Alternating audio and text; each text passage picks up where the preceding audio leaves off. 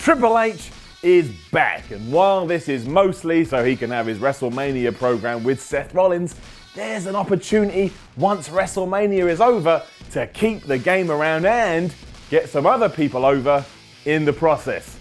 Wouldn't that just be lovely? Like a Sunday afternoon, like Lionel Richie said, easy like a Sunday morning. I mean, not easy, I meant lovely, but you take my point. I am, of course, talking about Triple H, the multi-time world champion, doing what he does best and doing what he's done a million times before, and that's picking a group of people and forming a group with Triple H front and center. Why?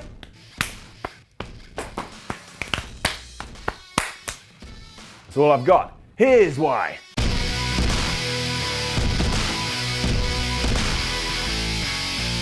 A quick history lesson for those that aren't aware. Triple H does owe a big part of his career and where he's gotten to today thanks to stables like D-Generation X and Evolution. Now, I'm not saying he wouldn't have got to where he did without these, but they certainly helped, and when events started to get stale, being in a group can make you feel fresh again because other people can hide you from the staleness. It's like some bread, it's going off, and you take that bread and you put it in the fridge and it doesn't go off for like another week. So Triple H is bread. What? Plus both these groups were really good. We all know how successful D-Generation X were, and now they're considered like some historical, amazing tag team / group that we should all talk about when referring the Attitude Era. That's pretty good. And then there was Evolution, which basically was responsible for launching the careers of Randy Orton and Dave Bautista, and the link there is one man, and that man is Triple H. And as a quick side note, Evolution was best because Evolution got Ric Flair on TV, and anything that gets Ric Flair on TV is alright in my book. So, WWE, in short, just put Ric Flair on TV. I don't care how, just have him stand on the set for an entire episode of Raw. I don't care, just get him on Raw. Get him on Raw. Given how long has passed since these groups were a thing though, and the fact that if you look at either Raw or SmackDown, you don't have many stables, now is the time to bring that back, and now is the time to use Triple H as a catalyst to start all this and, as we've already said, handpick some wrestlers in order to make them do this. Whoop! You start down here, and then towards your end of career, you're up here because you did well. Who are my choices for these roles though?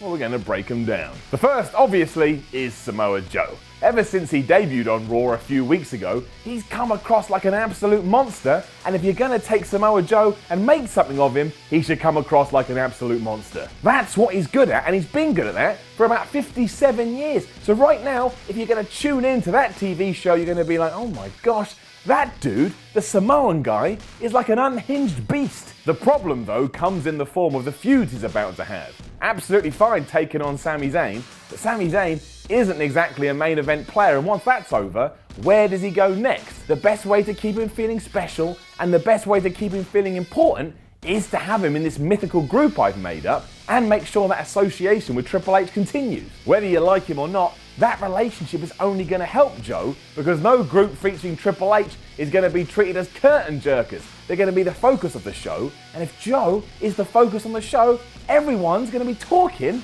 about Joe, because that's what you got to remember when we are talking about Triple H. He's a legend of the business, or the businesser, as he once said on Tough Enough. Where's your wife? Don't know. Right now, Joe needs to make sure he's getting the rub at all times, and this is a great way to make sure he gets that rub. So that's not a bad thing, it's a good thing.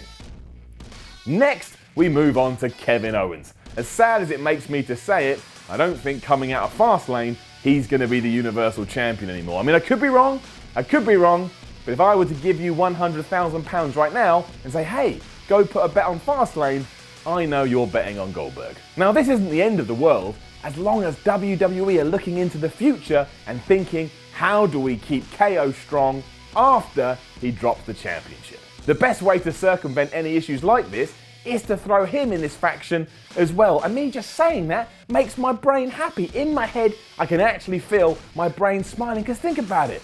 Samoa Joe, Kevin Owens stood next to each other as friends, as allies, as loved ones.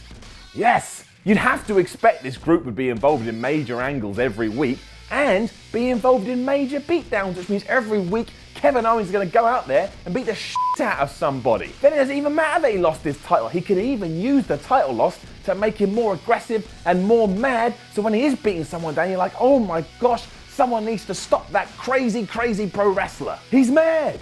He's pissed off. And yes, while for the last year his stuff with Jericho has been comedy gold, now we can see a bit of a different Kevin Owens, a meaner side, a darker side, a more serious side. There is nothing wrong with changing him up a bit as a character and letting us see what else he can do. And we know he can do it, and if you don't know, it means you've never seen Kevin Steen outside of the WWE. The man is talent. He's like a bag of talent.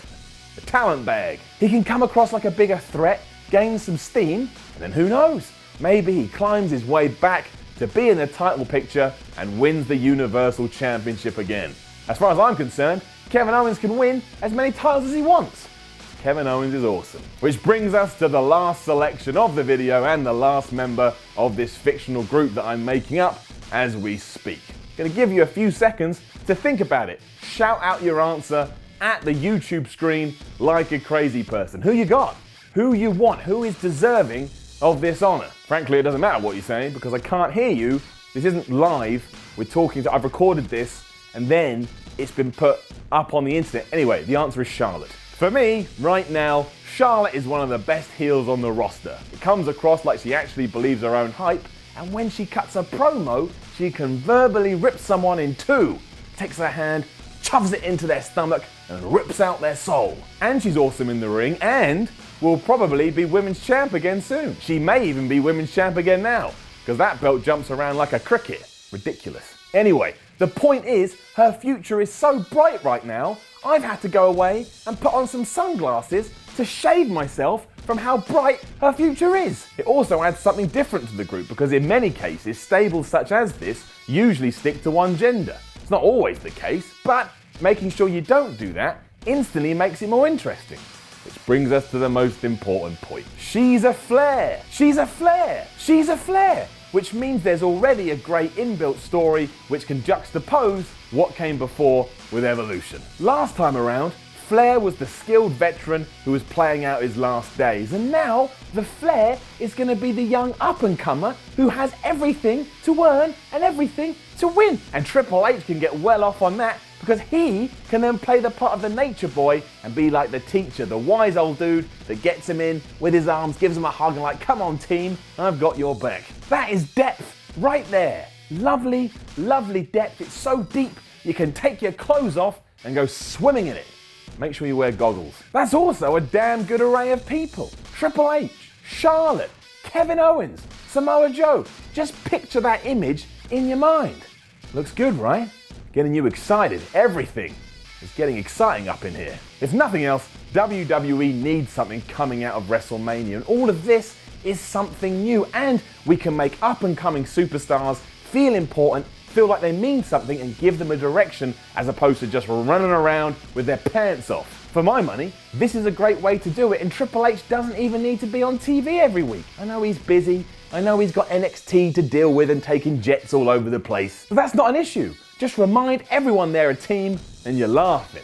And laughing is good, laughing makes people happy, and we all just want to be happy. So make it happen, WWE. You're already kind of teasing this stuff on TV, so now pull the trigger and put the last piece of this puzzle in place. And the best thing is, with this puzzle, it's not going to be some picture of Big Ben that you spent 10 weeks doing because your grandma gave you a jigsaw set for Christmas. This is more than that. It's a group of wrestlers, and it's a group of wrestlers that are taking extra steps to greatness. Or maybe the whole thing is crap and no one benefits at all. I don't know. I'm just saying these words. I'm making it up as I go along. What do I know? I'm an idiot. Now, don't forget to let us know what you think about all of this in the comments below, and then don't forget to like, share, and subscribe. You can even come tell me on Twitter at SimonMiller316. I'm Simon from WhatCulture, and I just want to thank you for stopping by and watching the Why series, the only series that tells you why. And I saw you on SmackDown, Baron Corbin. I saw what you did. You and me, brother, together forever. The Why Twins. Monday, March 6th, live from Newcastle, and free on YouTube. Drew Galloway will defend his WCPW championship against the aerial assassin, Will Ospreay, and And the American Nightmare, Cody Rhodes, will defend his WCPW Internet Championship. WCPW proudly presents Exit Wounds. Monday, March 6th, 7:30, 2:30 Eastern. Tickets still available at wc.pw.